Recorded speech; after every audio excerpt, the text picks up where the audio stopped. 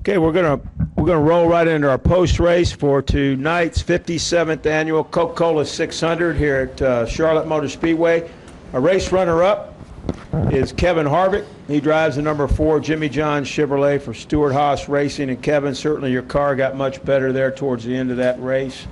You were obviously going up there trying to catch Martin Truex Jr., but just talk about your race out here today and how the 4 car found itself there late towards the race. Yeah, we struggled the first 450 miles, but they kept swinging at it, and were able to finally find some tire pressures that was better. At the beginning of the race, we were just having the same problem, getting in the corner and then sliding the back of the car up off the corner. And towards the end, we got the car in the racetrack a lot better, and were able to really start driving it like we needed to keep up. So, I think we would have been better off, if they would have just kept running. But when the caution came out, because we had caught the 78. Past the 48, and then once he got new tires and an adjustment on there, it seemed like he was able to kind of get out in front of us and never really, we weren't ever really able to make up any ground once we got around the 48. Questions now for Kevin Harvick. If you have one, raise your hand. Let's go to Rick right there, and then we'll go back here to my man, Jason. Kevin, was it frustrating to never, as good as you were those last few laps, was it frustrating to never get in a position where you really had a chance to race them? Not really. We ran 10th all day.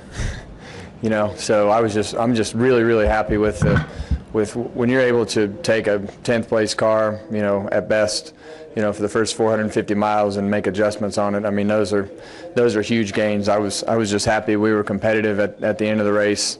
We didn't have the fastest car. Obviously, it seemed like the 78 must have led the whole race. So those guys definitely have had some fast cars this year, and tonight, definitely had the dominant car. Let's go right here to Jason. Jacob Seelman, Race Chaser Online. Kevin, as far as this race played out, I mean, you've won it twice before, but how challenging was tonight, just not only with trying to run down Martin, but with how much it seemed like the track did change from daytime to dusk through the night? Because it looked like tonight, the transition happened a lot quicker than what we're used to seeing here. Yeah, it's like it happened all at once. I think as you look at this particular race, I've been here and seen it play out a lot of different ways. But I was on the side of the screaming driver for the first 400 miles tonight. That it's frustrating. So mentally, I think this was a bigger challenge tonight than it was physically driving the car. Just for the fact that nothing seemed to be working, and then they just finally stepped back and swung for the fence on some really big changes, and all of a sudden it woke up. So I think with the track changing and their adjustments and the things that they did, really got us back in contention. What goes through your mind when you have to watch somebody like Martin be as good as he was tonight for as long as he was, and just knowing if we can make it work, we can go and chase him, and just nobody ever seemed to find it? Well, I only saw him for about 50 miles or 75 miles. The rest of the night, I never saw him. So I was back there swatting flies in the middle of the pack. So I didn't have a lot of time to see the 78. Nate, did you have a question? Get him the mic, please. Nate Ryan, NBC Sports.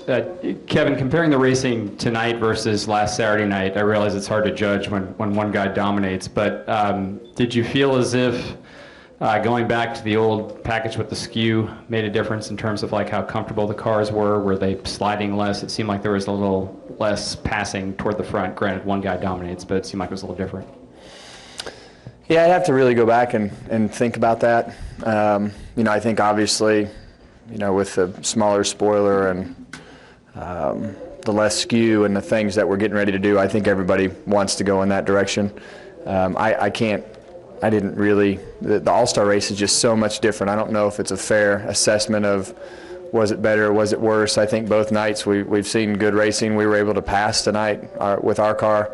once we got the handling better and make up ground. And so I don't know what the racing was like with the rest of the pack, but I think as you look at what's coming down the road, I think that the cars were already sliding around a fair amount tonight. They seemed like they slid around more tonight than they did actually at the All-Star race. But my car had some different balance characteristics tonight than it had at the All-Star race. But I think compared to last year, I think we're light years ahead of where we were, and I think we're headed in a great direction with the new package. Any other questions for Kevin? Any questions in the press box for Kevin Harvick? Clear to go, Kevin. Thank you.